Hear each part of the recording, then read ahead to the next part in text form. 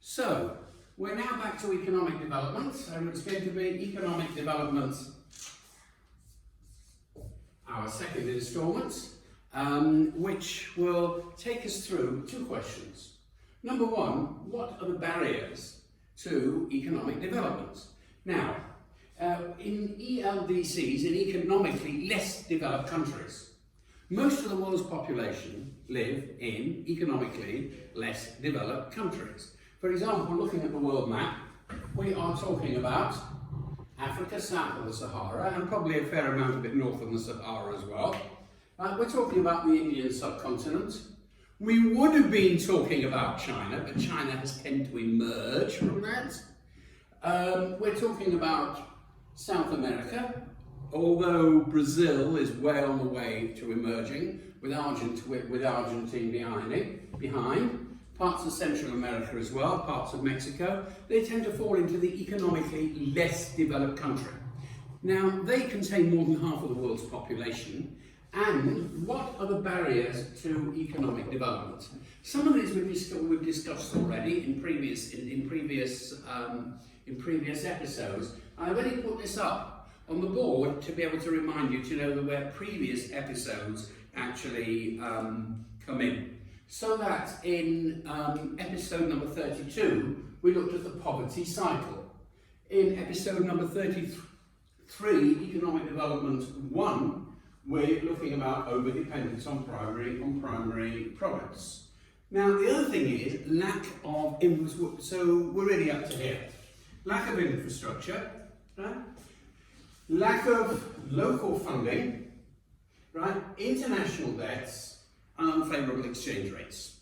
Okay? These are the things that are actually bothering countries. There are other things as well. For example, corruption, right? But we're going to be touching on corruption issues, which, by the way, as I'm sure that you well know, it's not just the economically less developed countries in the world that have had the corruption finger pointed at them by the international community. They do not have, although it's very well known, other things is, and it's an issue which we're going to, it is not confined to ELDCs, but can also be part of the experience of the EMDCs, the economically more developed countries. Now let's have a look at lack of infrastructure. Lack of infrastructure means that the country may have great resources, but they might as well be on the moon, because they can't get them out. Now, one example is Nigeria. Now, Nigeria's geography is such, this country here, right, is roughly about the same size as France, right?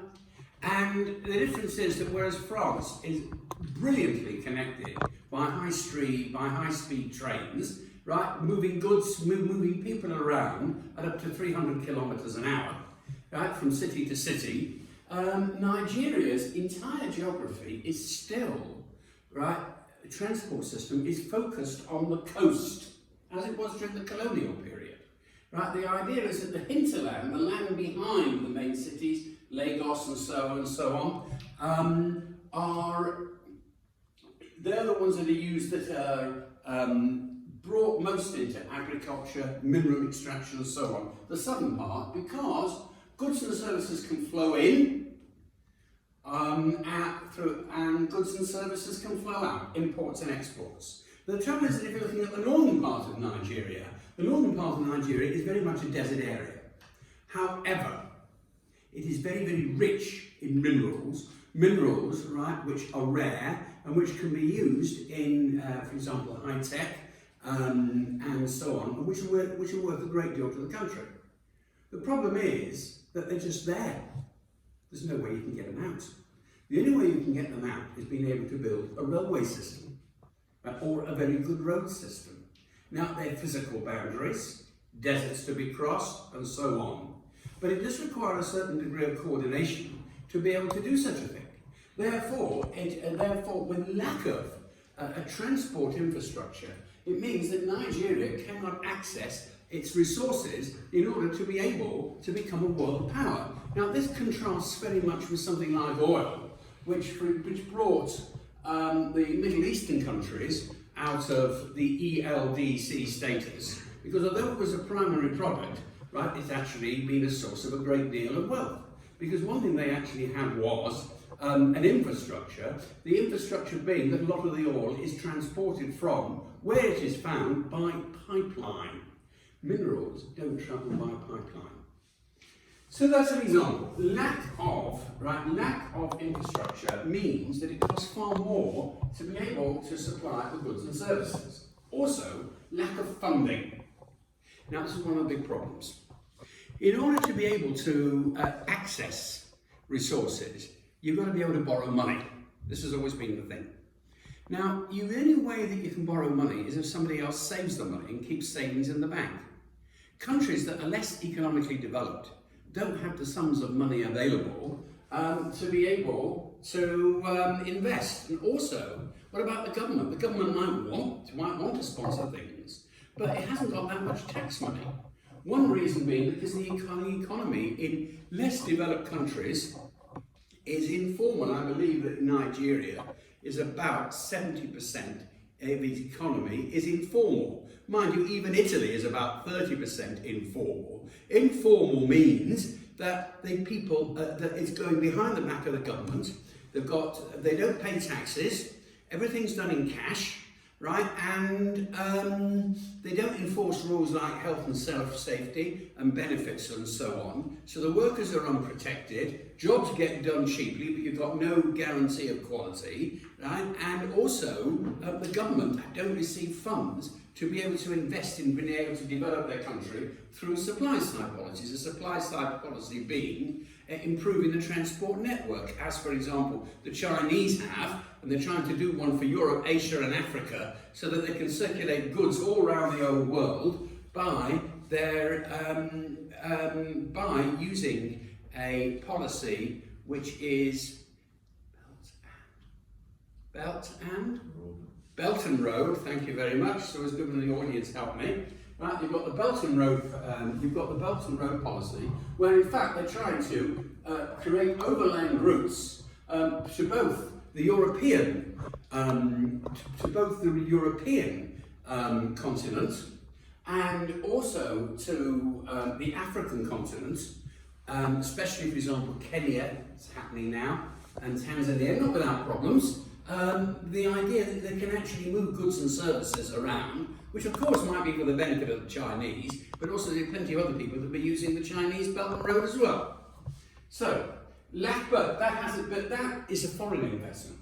Lack of local funding is a very serious issue, as are international debts. Now, when countries borrow money, whether they actually get a bilateral loan, which is that they borrow from another country, or they get a multilateral loan, which means that they're borrowing from things like the World Bank or the International Monetary Fund, right? And you're dealing with international debts, yeah? They have to prioritise. It's not nice for a country to be in debt. And paying money back on time means also that they can actually borrow more money at a cheaper rate. But that means taxing the population, and that means prioritising paying back their debts to rich countries, and let's face it, rich countries have got their rights as well, right, over economic development. So that's another barrier. And then finally, the unfavourable exchange rate. Now that's something that we dealt with earlier on, right, where if the country is importing more than it's exporting, that's right, and it hasn't got the power to be able to control its exchange rate, it is likely to go down like its value of its currency is likely to drop like an express lift. So that's got us through the first issue, which is barriers to economic development. Let's tick them all off. There you go. Now, what can countries do about it? What can be done? How can the developed world help those in the developing world? Know that typically the amount of money that countries give of their GDP to help poorer countries is typically round about the 1% mark. Okay? Some countries being more generous than the other. The Swiss, for example, does it also in services, whereby the fact they're giving the world the Red Cross. Okay? So it comes both in financial aid and also in service aid.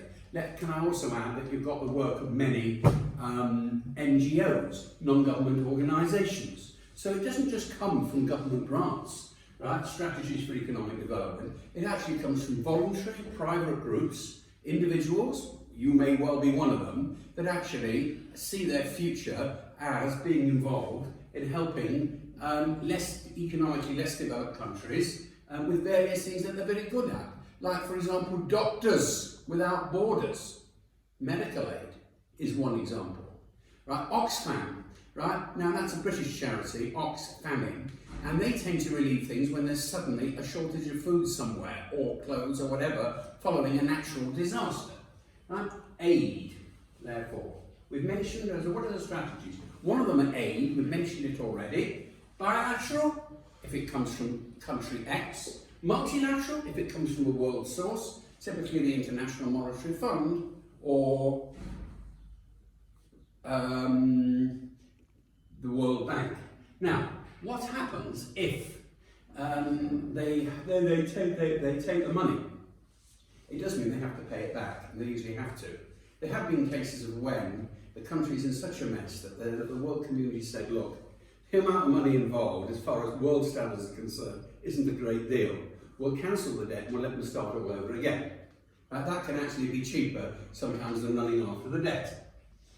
The second one is foreign investment, transnational companies.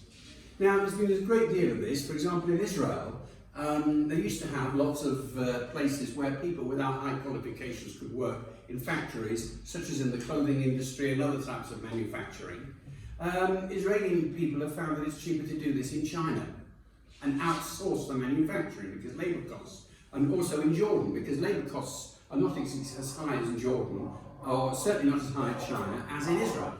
So that means that foreign investment, a transnational company, might mean that a particular company might have a particular company may do its manufacturing in a different country. It is transnational if your company actually is doing its operations or doing anything outside the walls of your nation. Right? For example, Colgate, right, is as far as I know, because the US who makes the toothpaste is a USA company. A lot of its manufacturing, I believe, still happens in Mexico.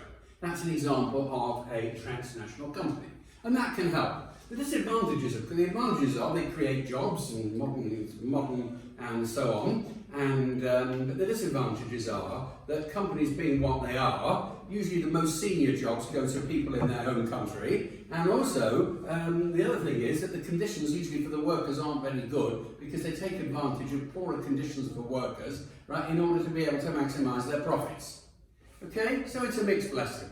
Also, a lot of the profits that are made in the country are repatriated, they're sent back to their country of origin. So the US might do a lot better out of it than Mexico might do. But nevertheless, transnational companies.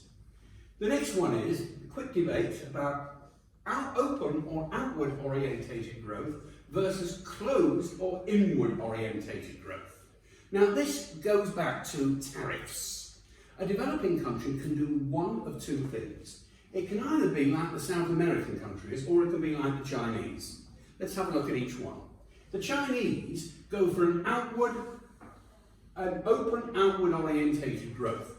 They say like this: we welcome investors from other parts of the world to make use of Chinese factors of production, land, labour and capital. So you've got all sorts of projects going on in China, like for example the Three Dams project, which has been opened fairly recently, which produces electricity by hydroelectric power. That employs many people. You've got loads and loads of companies that actually get their manufacturing from all over the world done, right? And although there have been tariff wars, the general thing is that the Chinese try to keep their tariffs down, knowing that that's where people will actually buy from them. So they don't put big China. Their thing is open, outward orientated growth. Against that, you've got other countries that don't take that view. No, we're not going to let people invest in us and export all our things to the world and make lots of money because we're too far behind. We need to look after ourselves first. This is the thing that tends to go on a lot in South America, right? And that means that they put up high tariffs in order that their infant industries such as, for example, the Chilean car industry, get a chance to be able to grow so that they can actually build up secondary industry in their own country without competition from other people until they get to such a level that they're able to match world prices, and only then the tariffs come down. And that's called inward orientated growth. So either you have unprotection, free trade, or you have protection. They vary from country to country as for economic development. And what might work in China is not necessarily a model that would work in South American countries, where they have much higher protection, with the argument that the South American market is big enough to be able to keep up those types of industries, right? What do we call them? Infant industries. Right, for the last two, microcredit schemes and fair trade schemes. Microcredit is something that's been sponsored by various organisations, banks and so on, I think both in the country and outside. What happens if somebody wants to open a small restaurant or wants to improve his field? Making credit available for very small people who know how to do things, the loan might typically not be more than $200. But in a country like Nigeria, that could make, and in a village or an Indian village, that could help somebody open a business. And then he pays back. Now, poorer people do not have access to the credit system. Under microcredit, they do. And sometimes $200 is what is needed between starting a business or improving the field so that it can grow 6 times as much in one area, right? Like, for example, starting off with hybrid corn. For that reason, right, in other words, it gets a lot more people who can actually start things up with their own initiative, because the sums of money are often very, very small. And finally, fair trade schemes. Fair trade schemes links together. You probably see on your label when you've bought coffee. This is fair trade coffee. I bought a bar of chocolate a couple of days ago from the Netherlands, right, and it actually said, this is fair trade chocolate. Fair trade chocolate is as follows. You know that when the world starts producing cocoa too much, you've got an inelastic demand curve, we've come across that, and that means that the prices go down the wallop. Increase the supply by 10%, the prices come down by 50%. That's very hard on people that produce. Fair trade organisations guarantee the similar prices that have always been, irrespective of the fact that the world price goes down, so that at least the people who are producing them are okay. So, with all these ideas, right, we have barriers for economic development, we've got strategies for economic development, and what I would like to be able to finish up with is the idea that we are, as economists, we have a great deal to contribute to the world, and everybody does their bit, and these are the possibilities, or amongst the possibilities, that we can have a better future for the entire planet. Thank you very much indeed, ladies and gentlemen.